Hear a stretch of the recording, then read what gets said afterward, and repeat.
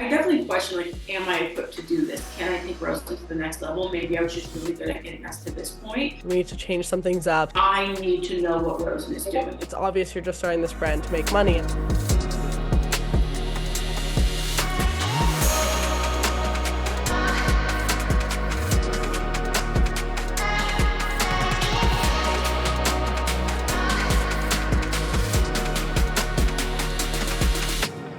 It's time to get loud. Welcome back to Loud Talk with Lavi, a podcast where we break down the walls of beauty standards one flaw at a time. And I am joined by an amazing guest today. Please give a warm welcome to the founder of Rosen Skin. Jamika, thank you so much for joining me on Loud Talk today. Yes, no. Thank you for having me. I'm excited to be here and chat with you. Yeah, so just to jump right in, do you want to share with the audience just like a kind of biography on yourself, like your background and kind of a little bit about how you grew up and then what kind of brought you to starting Rosen? Yeah. No, definitely. So I'm from California. I grew up in like a small town on the Central Coast, which is like halfway in between LA and the Bay. And spent most of my time there. Obviously, then went on to college and I studied at UCLA. So I lived in LA for a few years. Right when I finished at undergrad is when I started like really getting into Rosen full time. Rosen was really born out of my own struggles with skincare. So I had like very severely acne prone skin growing up. Kind of just like honestly, I think I started breaking out in like fifth or sixth grade. And it was just one of those things like all the antibiotics and the clindamycin and spironolactone. Like I kind of did everything, and nothing really ended up working for me.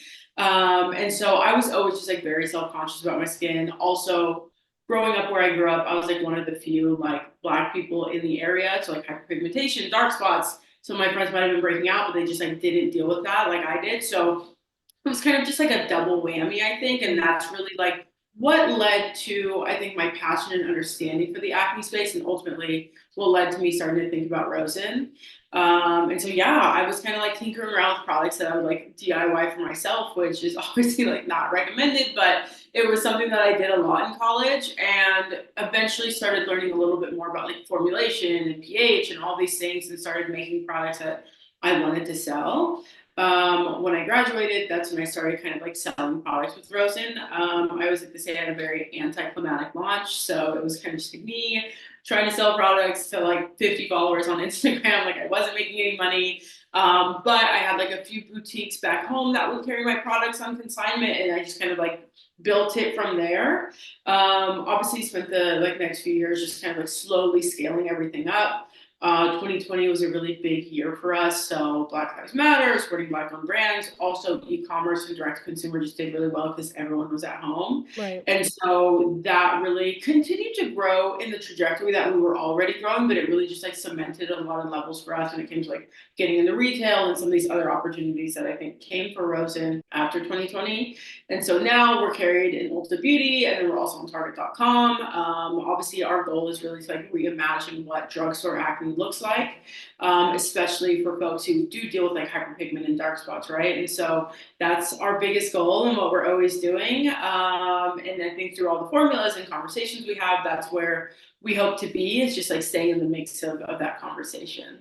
Absolutely. No, it's great to hear more on the background of the brand. I've been familiar with it for I think around 3 years now, but it is always great to just kind of know how everything started. And it's really inspiring too, because I'm in my last year of my university right now, and I just launched my own skincare brand last year. So hearing your story is definitely very inspiring because, like you mentioned, it really just starts with, like we're in the stages right now, just selling to, like the people we know, and that's kind of like Yeah. where it all starts. So it is definitely inspiring to hear. Were there any doubts for you, like when you did start, and times where you felt like, okay, this is not working, or you felt like maybe, this isn't your path? And how did you kind of keep your head up to keep going? Yeah, I would say honestly, a lot more of my doubts and like insecurities have come later stage, like where I'm Okay. at now. Early on, and I don't know if it's just like naivete or whatever, but I was like, no, like this is a great idea. Like this deserves to be on the market. And I didn't really have a lot of doubts with what I was doing. I think also, though it was so small, growth was consistent, right? It was Mhm. like, maybe 5 customers and then seven and then 10. And so it was like, it was slowly growing and people who used it enjoyed the product. And so I think that helped me keep going and understand like, okay, like this makes sense. And once people get it and try it, they enjoy it, right? And Right. they have a good time and they're seeing results. And so like I'm on the right path. I would say the hardest thing starting out was kind of graduating undergrad and essentially like being broke. Like I didn't have any money, I wasn't making any sales, but I was like, I really want to do this. And so there was definitely like a pride thing there where I was like, I should be like kind of like further along in life and I should be kind of like doing something more here. But I'm like barely paying rent right now because I decided to do this. And I think that was difficult for me to like wrap my head around like, okay, just like accept where you're at. And if you believe in this idea, like keep pushing it. But from the brand perspective, I think I always felt really strong on what I was doing, especially like in those early days. Absolutely. And starting off too, I mean, like, I know there were so many learning curves that I had to take on with starting a brand. So when you were in that space, did you grow up around like entrepreneurs? Did you have people in your life that kind of guide you on like, okay, this is kind of the steps you'll take, or was it all just like foreign territory that you had to navigate on your own? Yeah, I like to say like a mix. I grew up with a lot of entrepreneurs in my family, but a lot from the service side. Okay. Landscapers, construction workers, house cleaners, like things like that. Where it's like they all worked for themselves, but they weren't like necessarily running a business, right? Mm-hmm. Like they were kind of providing services with them. Maybe they'll bring on like a friend to help them.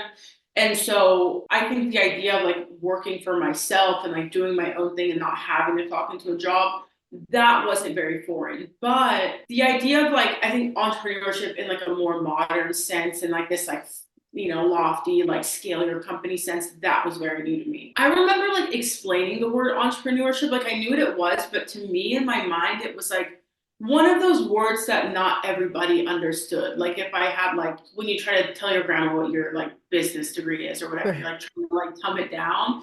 That's what entrepreneurship I thought that word was. And I remember trying to explain it to, I was tutoring at the time, I was trying to explain it to her parents. And he's like, oh, you want to be an entrepreneur? And I was like, oh, yeah, like I didn't say it, but I was like, oh, okay, like people know what this is. And Right. like people know what I'm trying to do. And so like those things were very new to me. The idea of like equity, I didn't know what that was until I was like finishing up my undergrad degree. And so those ideas of like building a company, scaling it were very new to me. Mm-hmm. And I got some resources through like my undergrad. And then there was like an accelerator program called Startup UCLA. That helped a lot. So like those programs I think helped me understand what it meant to like build a company in the sense that like we're thinking about. Absolutely. And the early days of starting off with your products, did you do like all the formulating yourself or did you outsource that? Yeah, so I did all the formulating myself, which was a pain at the beginning with some products. I just like had such a hard time understanding how to preserve a product properly was my biggest thing. But I did everything myself and I still develop all the formulas at Rosen. We obviously I don't do all of the production Yeah. anymore, but basically like I'll develop a formula. I have a bunch of ingredients at my spot. So it's like I always equate it to like baking. So I'm like Yeah.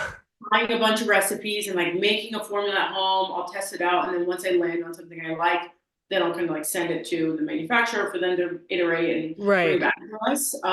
But yeah, it was a lot of like trial and error early on to learn the basics of Mm-hmm. like, Definitely. No, I can relate to that so much. I think I did more skincare concoctions in my kitchen last year than actual like cooking and baking. yeah, So, yeah. and it's cool to talk to you about that because I've in this industry I've connected with lots of different brand founders, but there's a very select few who actually like started and like making the formulas themselves and it's very inspiring to hear too like that you're still doing that creation to this day and that's something that I'm very passionate about too, so that's super cool.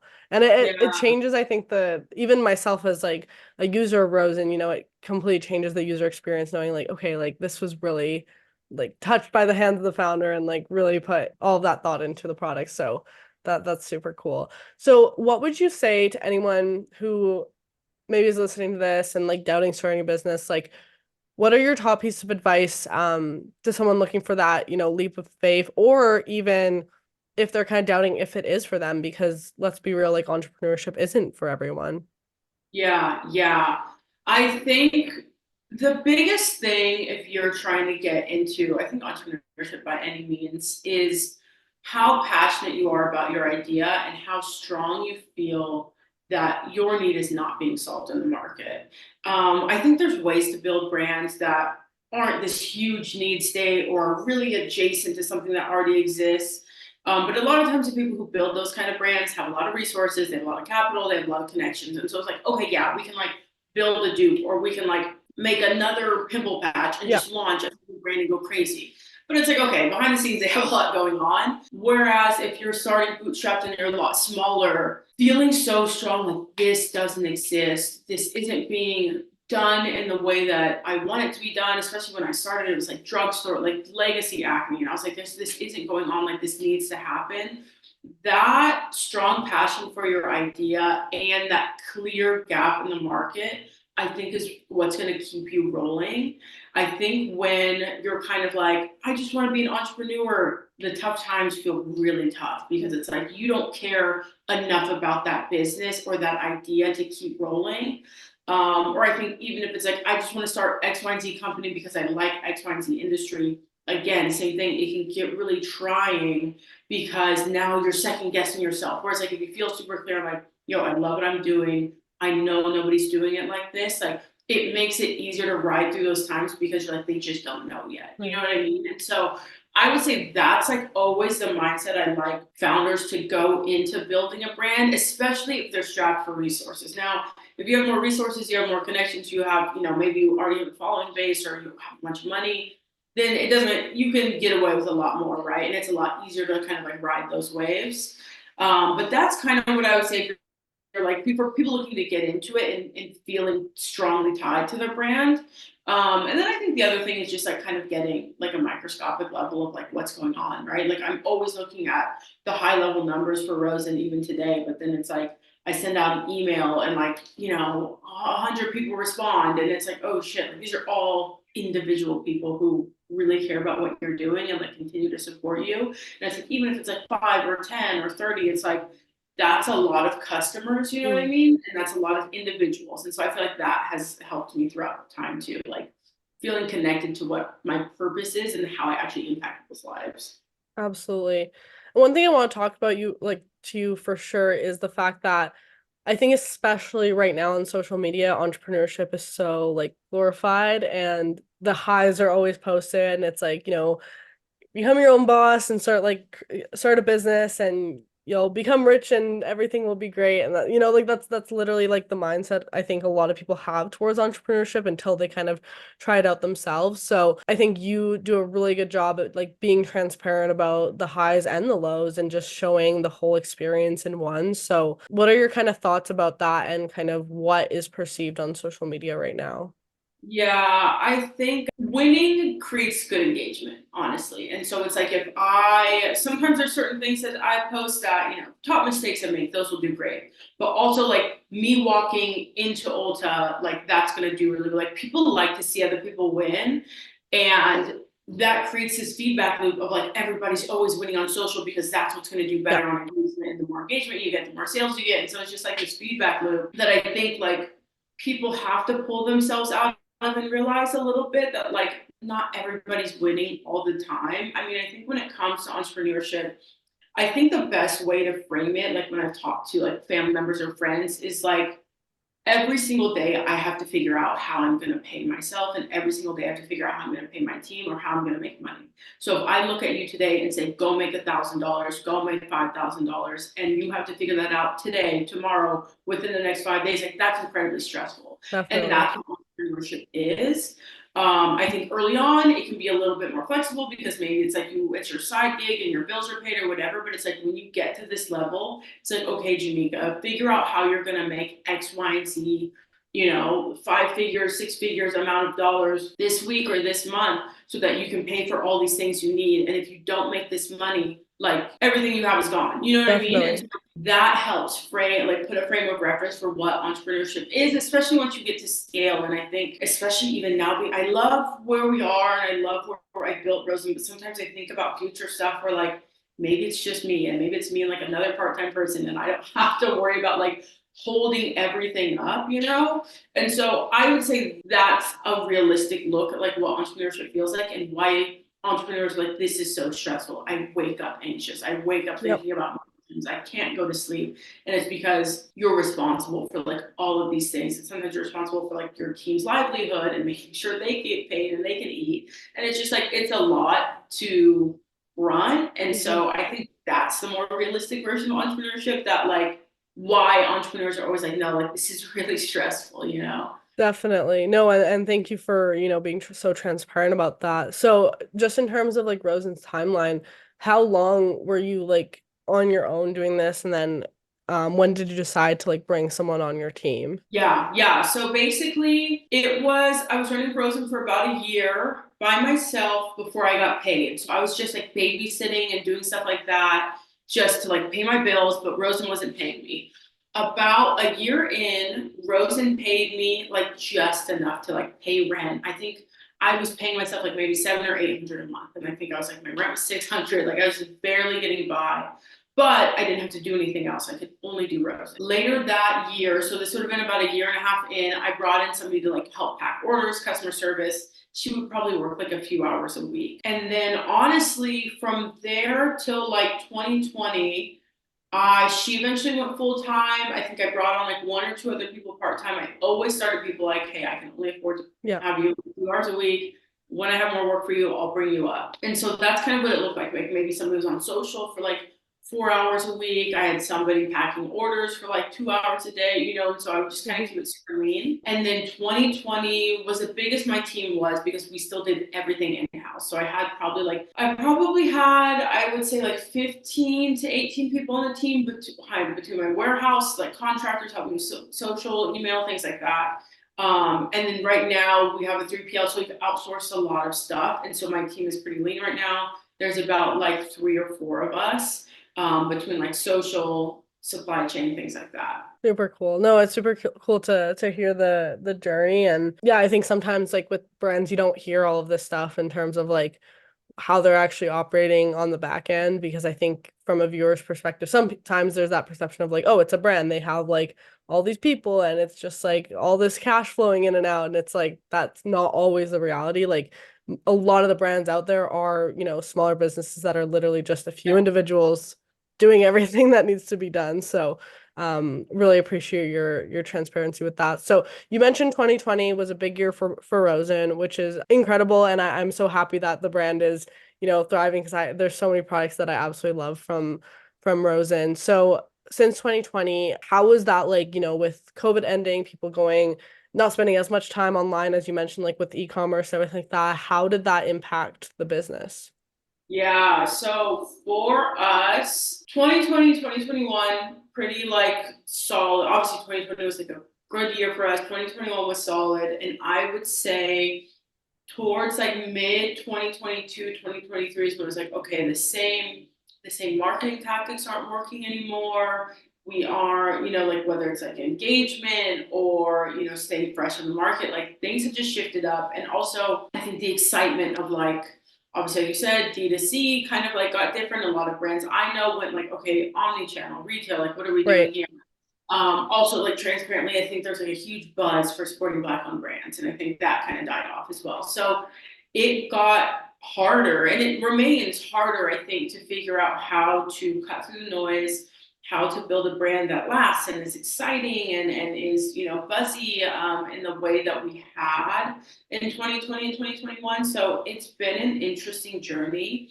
I would say I think the biggest things for us, one, has been learning retail. So 2020 was the last year we were fully direct to consumer. The margins are different, how you ship product, like everything is just very different. And so learning retail was a whole new process of like, okay, I'm in, how do I drive business there? What is the expected velocities? How much, like, what does my P&L look like now? So that was a big learning curve.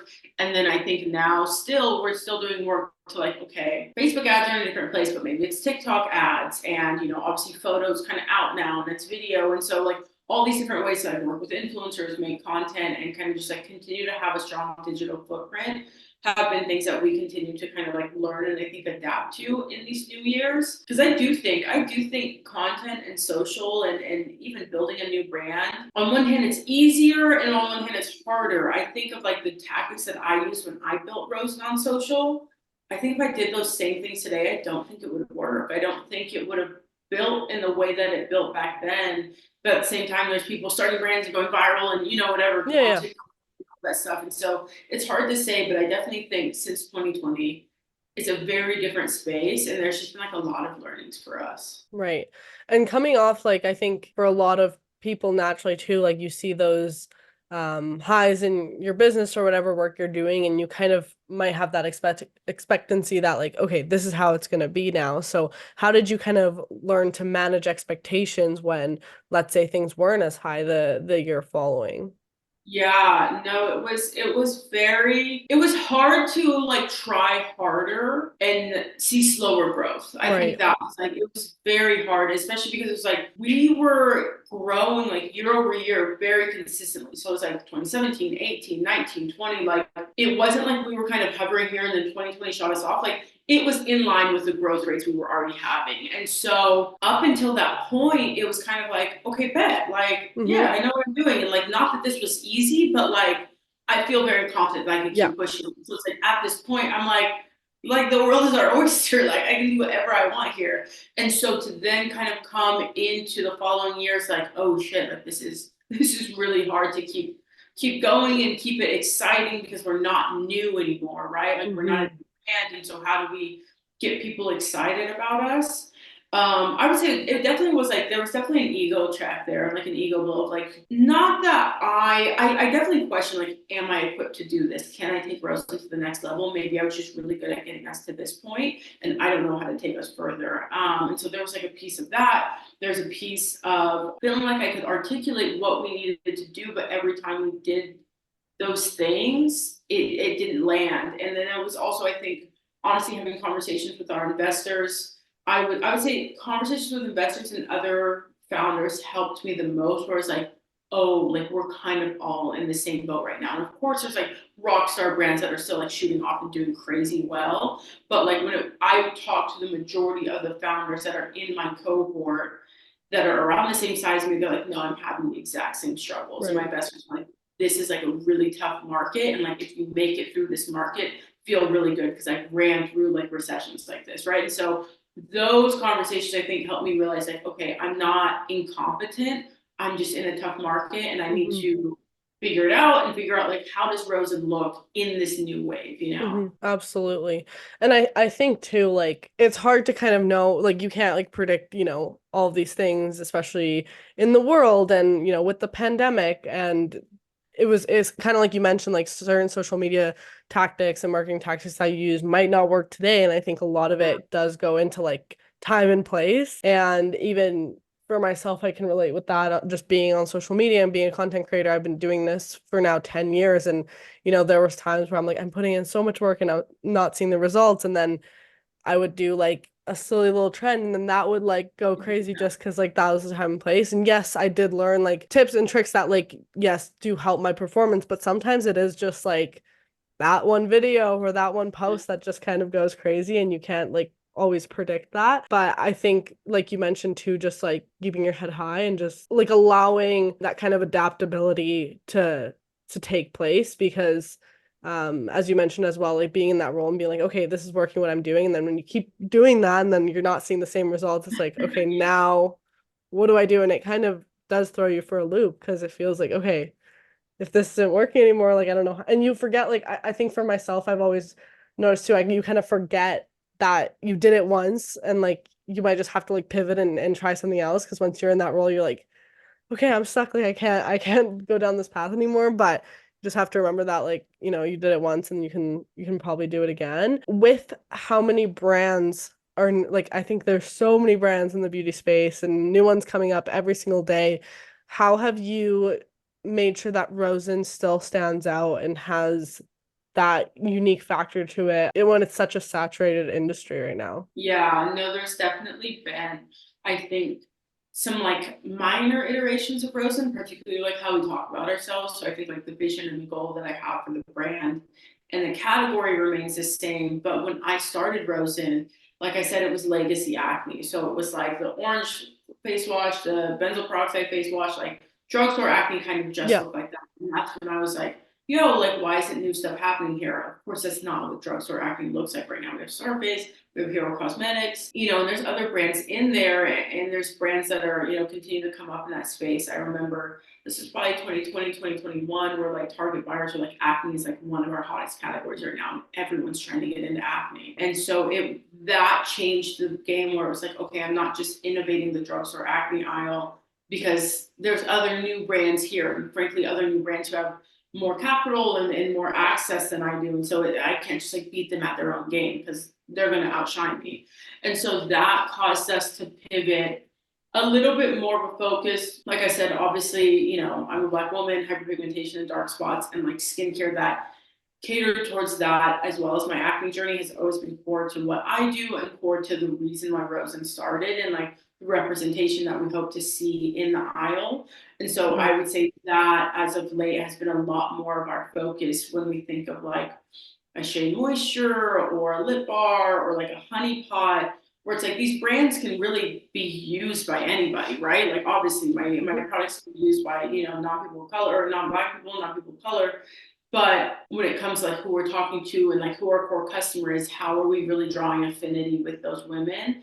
And that's been a big focus for us. And I think fortunately my investors, their portfolio is a lot of brands who really pioneered that space, whether it's in curly hair care or in color cosmetics or feminine care. It's like, okay, we know how to kind of cut this noise and really connect with this customer demographic and build an affinity there. And so that's been our biggest kind of like focus as of late when we think about drugstore acne, and we think about this like newer wave of like acne and treatment care. How can we really connect with that customer, really draw affinity with them at like an accessible price point? Absolutely. No, and I think that's some great piece of advice there, of just like looking towards, as you mentioned, like the investors and other brands that are in that space that are, reaching that same target audience. And you mentioned like Rosen kind of went through like some stages of iterations in terms of like the messaging behind the brand. Do you feel like that's, although maybe you structured the message changed, do you think the intention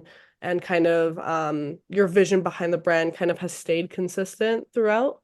Yes, and that's like the biggest thing. And whenever I like work with brands on like some of their brand work or things like that, we'll go over, the mission, the vision, the values, your brand statement, all of these things. But ultimately, I mean, you can obviously do a complete overhaul, but usually, at least in my experience, why you started the brand is very core to like what your vision is for the company. Right.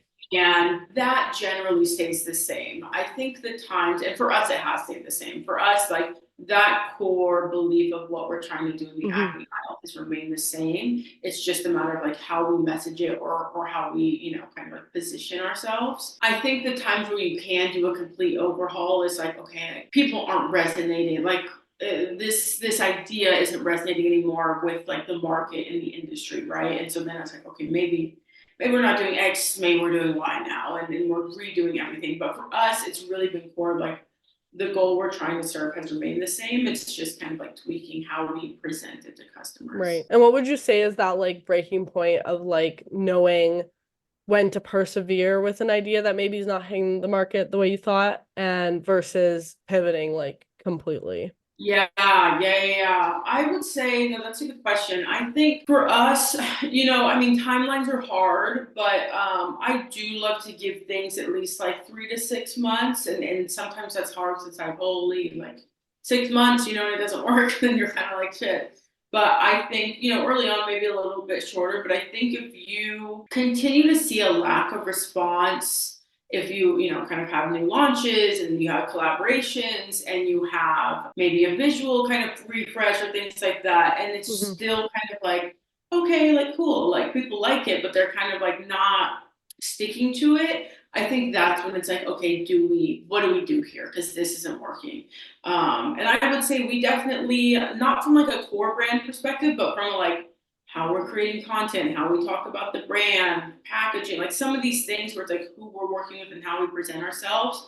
There was definitely, I think, like after that big buzz for us, like we got into 2022, 2023, and it's like we keep presenting the brand in this way, and people are just kind of like, yeah, no, like I love what you do, and I think what you're doing is great, but there's not like this, like, I need to know what Rosen is doing. It's kind of like, you guys are just there, right? And so that for me at the top of this year was like something has to change, and like who we work with, how we talk about the brand, all this has to change. And that's what we're doing this year. And if there's still like a lack of stickiness there, then I'll probably go into like the end of this year or next year, like, okay, something about this entire concept has to change because people aren't resonating. Mm-hmm. And I think it's like you can ditch it and be like, I'm over it, I don't want to do it anymore. Or you can try to, figure it out and see if you want to like try to find your path in this space. But there's definitely, there's a little bit of gut instinct there, because I think I felt it a few times and I've gone past it.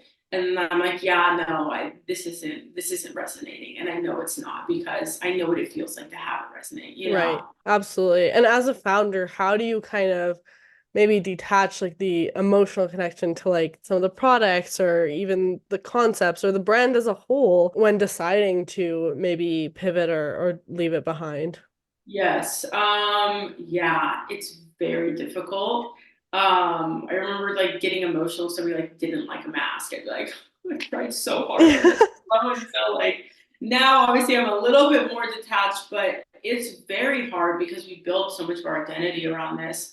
I think the thing that I found solace in a few ways is accepting the most extreme version of I've done. If I shut Rosen down like today, like which is like the most extreme version of like what could ever happen. I've done enough and I've really accomplished enough to be happy with where I've been at. And even though I didn't accomplish what I wanted to, I've accomplished enough. And I think the other thing that helps me just like personally, aside from like me as the founder of Rosen, is like really valuing all of your concepts and all of your ideas. And so knowing that whatever iteration you have of the next version of what you're building, or if it's something totally new that you're building, like they're all really cool concepts. And just because one came first doesn't mean it has to be the most important one or the one that you stick all of your identity to, right? Like Right. you can have the second iteration just because it didn't come first, but it's like new, it's just as valid and you can put just as much time and energy into it, And so I think that has helped me as well be a little bit more like nimble in like the entrepreneurial space. And of course, like with any brand, I remember when I first launched my brand, I got this, and it's kind of interesting that this is the comment that stuck with me, but I reference it a lot because I do think it really highlights maybe outsiders' perspective on small businesses and all of that. But when I did launch, and obviously this was kind of like a silent hater of mine or something, they did comment saying, "Oh, well, it's obvious you're just starting this brand to make money," and I found that really like an ironic comment because at the end of the day, like brands do need to make money to keep going. Like you can't just work on something forever if it's not bringing any sort of, especially if you're trying to like move on so that the brand is your full-time job. Like, you can't be running, the money will run out one day is what I'm Yeah. trying to say. So I did find that really interesting, but I think behind any brand, there's passion behind it that obviously you're looking for it to drive some sort of sale. But the reason I'm bringing that up is you mentioned earlier, there's that everyday stress of like, I need to pay myself, I need to pay my workers, and that's a lot of the pressure of making sure the brand keeps going. And as you mentioned, that worst case scenario is, let's say, like if Rosen shuts down, does that fear go further than just the pay for you, where it's like, okay, if that happens, then what's next for me as like a career altogether and like part of an identity? Because I think like I would say, and correct me if I'm wrong, but I would say Rosen is a part of your identity as like a founder and all of that. So would that kind of question, like, make you question your worth, or do you have any words of how you would maybe try and overcome that hypothetically if anything were to Yeah. happen like that? Yeah. Yeah, no, I've thought about life. I mean, I think I've thought about life after Rosen for a while, because Hmm. the goal for Rosen for me, I mean, similar in the vein of like making money. Obviously, yes, I have this goal and this passion and this idea for what I want the acne space to look like, but Yeah. also I don't want to run this forever, and I do want to sell my company one day, and Okay. Yep. it's a for-profit business, and I want to make money off of it, and so I've always thought about like what life would look like after Rosen. Obviously, life after Rosen, if you have a big exit, is a lot like funner because you kind of like check that box versus like the alternative of something like horrible happening. Right, right. But yes, it is. It's very scary for me. The thought of life after Rosen in any circumstance is very Hmm. scary for me. I've never had a corporate job. I went from undergrad straight to this, so this is kind of all I know. Yeah. It's a lot of my achievements, a lot of how people view me, a lot of how people respect me is tied to this role, you know? And there is a big fear of like failure tied into that because it's like, oh my God, like you guys all look at me so highly because I've done X, Y, and Z. And if I can't keep doing this, what is everyone's view of me? And that's Right. something you want to get over, but it's like, of course, it still exists. I think for me, thinking about allowing myself to explore things outside of Rosen, which has been a big thing for me this year, exploring like creative pursuits or ideas, or even just like the coaching and stuff that I do outside of Rosen has taken some of that anxiety away from me. And where it's like, I'm not relying on these as like income streams, but it allows me to feel safe and like my identity outside of just running Rosen.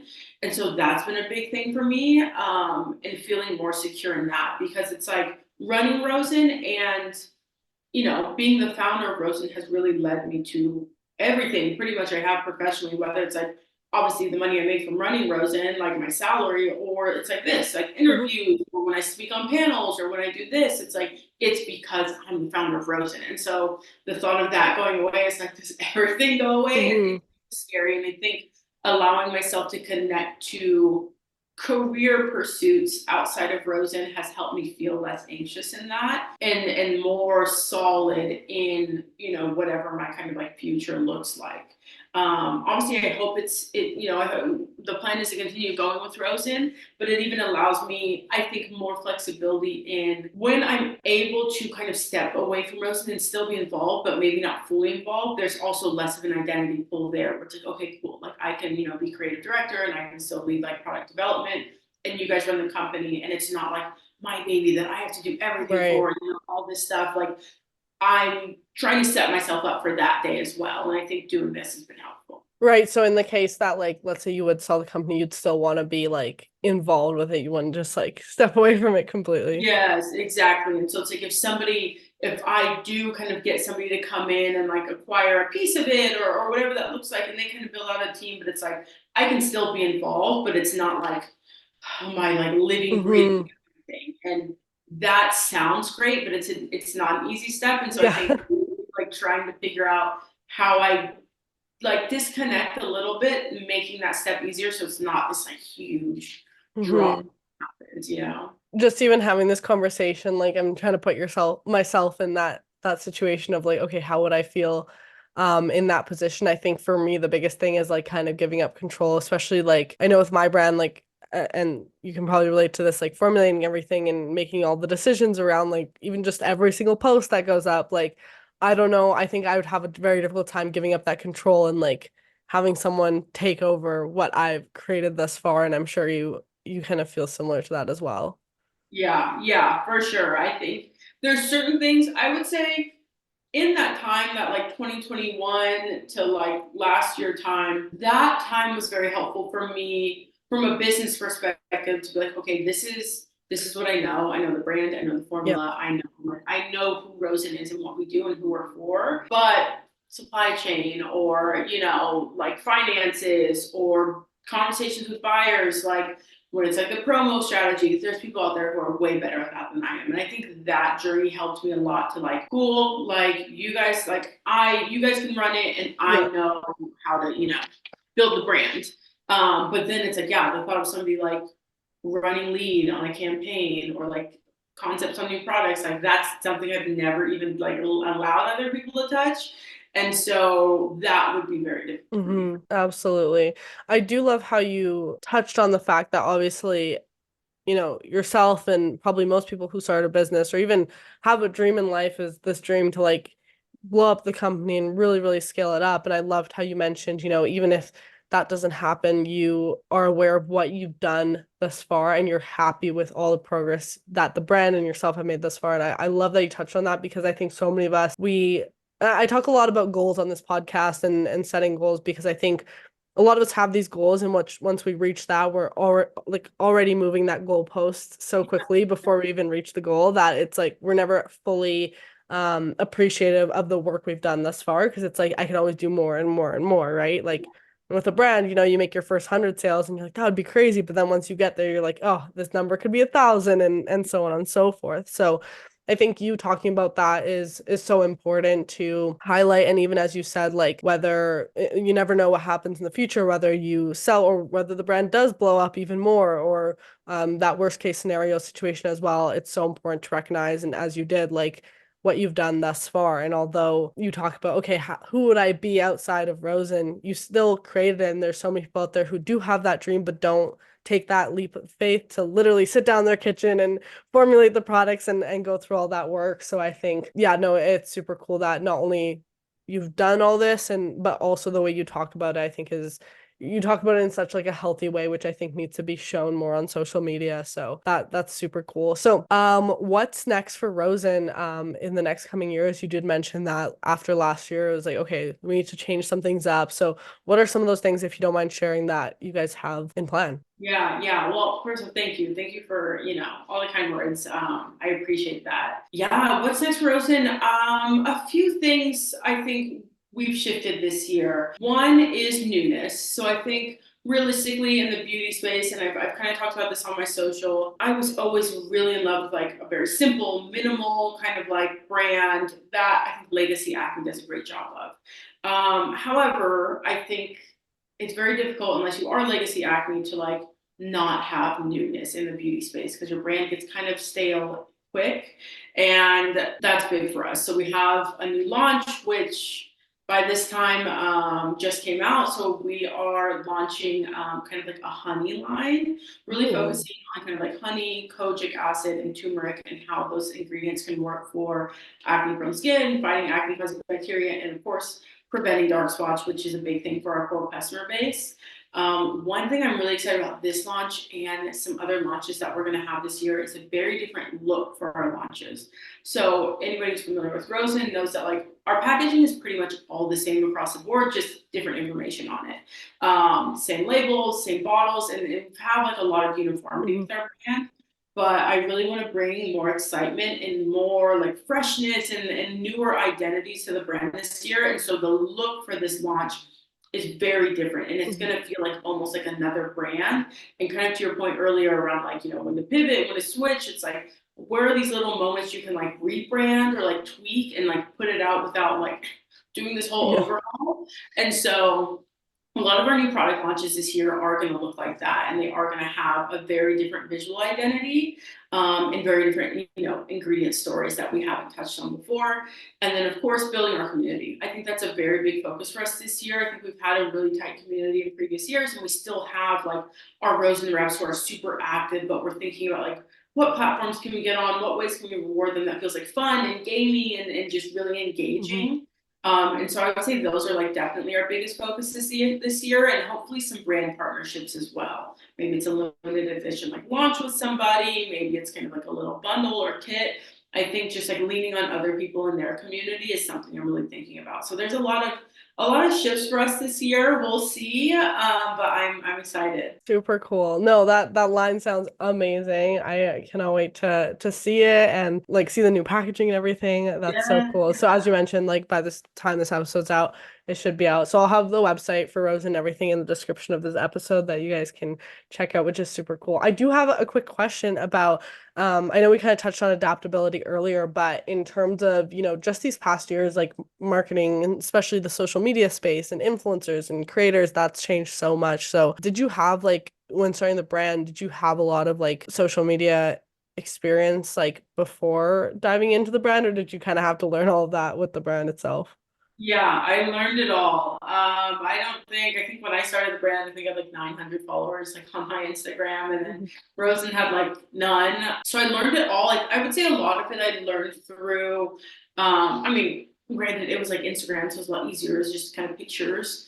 But I learned through other brands what they were doing, what influencers were doing, and like I trying to keep it as Yeah. people focused as possible was very big for us early on. And then of course, yeah, trying to continue to learn the trends and the ways people edit. And even I had a good conversation with one of my mentors the other day who was just talking about like even like organic content is very hard to rely on. It's very, sometimes you can like create really good content and sometimes it works like you said and sometimes it doesn't. And so it's like, even, this is just like a pain that so many things are behind a paywall, but it's like, hey, don't stop your content flywheel after posting. Like can you chop it up and repost it? Can you chop it up and put a budget behind it? And like all of these things. And so that's something that is new compared to when I started, but part of that kind of like, I guess, adaptability to Mm-hmm. like and how these platforms are working. I see. And I guess this is a question like as a personal like new small business owner, when you're starting off and when you're bootstrapping, what would you say like you should be putting,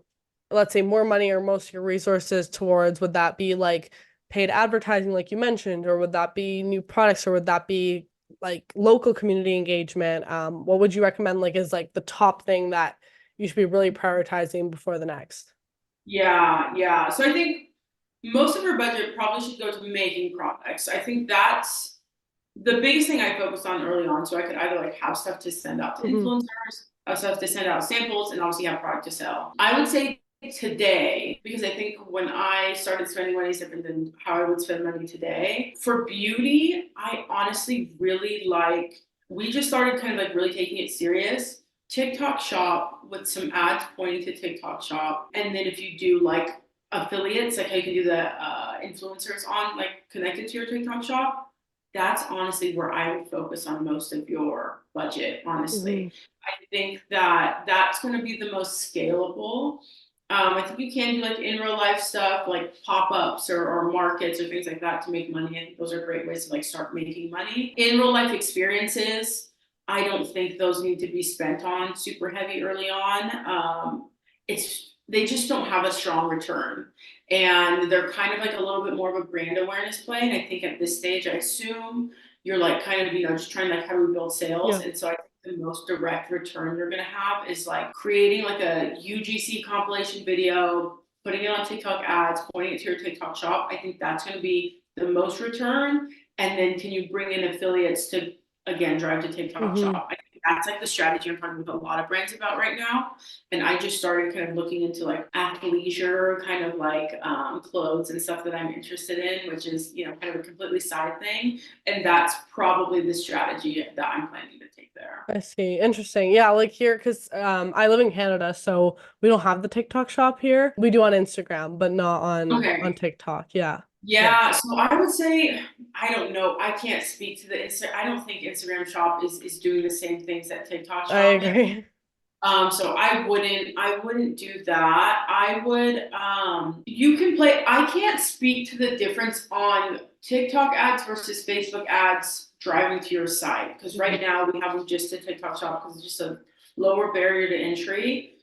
So I can't speak to like what's more effective there. I just think that right now and you might be able to, I mean, I think you have a lot of perspective from your side just as an influencer. Beauty with influencers is tricky, especially skincare, because it's just like you have to use it consistently. They have to see these like stunning results, and it's hard. And not to The say like you before and need, afters. Yeah. yeah, and you need UGC, you need people to say, like, I love this product. Like, that's Mhm. definitely very big.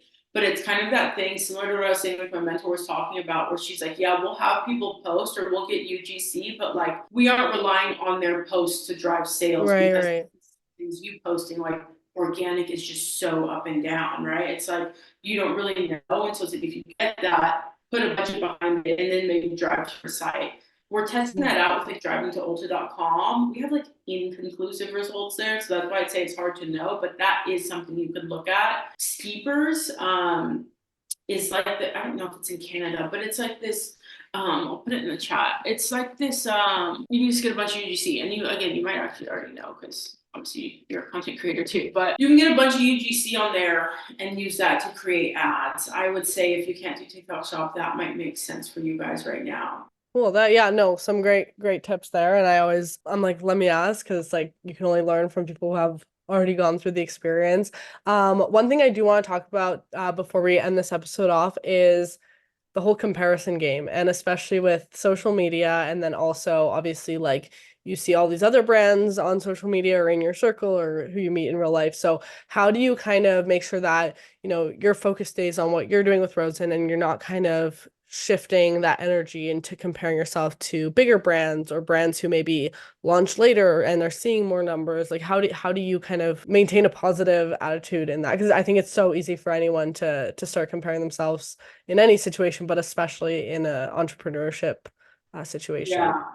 No, I think it's difficult, right? Because there's pieces you want to see what's working. What are people doing and what's kind of working on maybe social, maybe how they build their Hmm. community, maybe, whatever that is.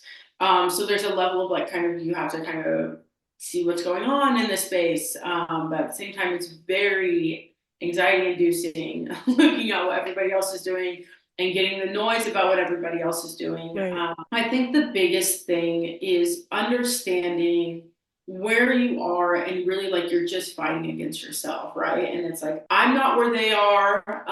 There's brands that aren't where I'm at, right? And so it's like, I can't try to replicate what they're doing because one, they're going to do it better. They already came up with what they want. They've already came up with their sauce. If you just try to replicate their sauce, you're not going to do what they do better than them.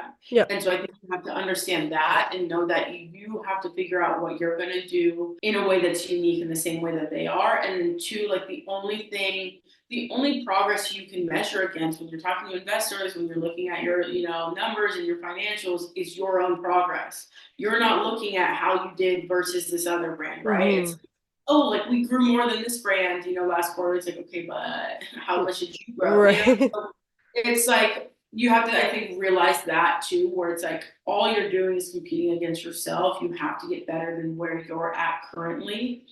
Take inspiration, take feedback and understand what the market looks like and how folks are playing. But know that like you're never going to do what they do better than them, and you have to measure your own progress to kind of keep pushing and being, I think, again, kind of that conversation of just like being satisfied with where you are and what you have Hmm. achieved, being happy and satisfied with the progress that you have made and where you are at, and using that as your benchmark versus like where everybody else is, I think is very important.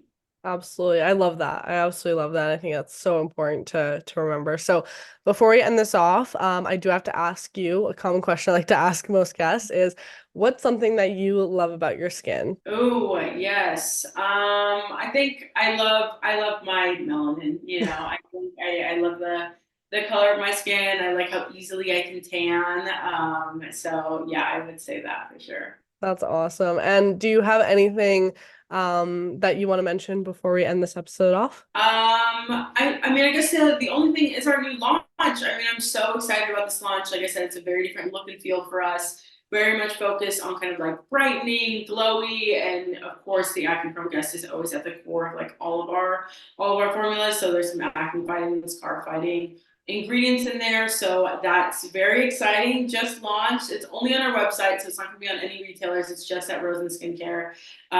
So yeah, I would say that's the biggest thing. That's super exciting. No, the line sounds amazing. Cannot wait to see it. And as I mentioned, I'll have everything Rosen related down below in the description if you're watching on YouTube. Well, Jamika, thank you so much for joining me in this episode of Loud Talk. I love getting to know you and just hearing more about Rosen and the story and hearing some of your insights as well.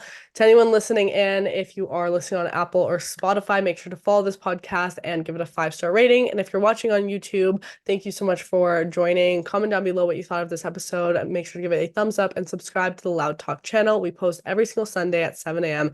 MST. All right. Thank you so much.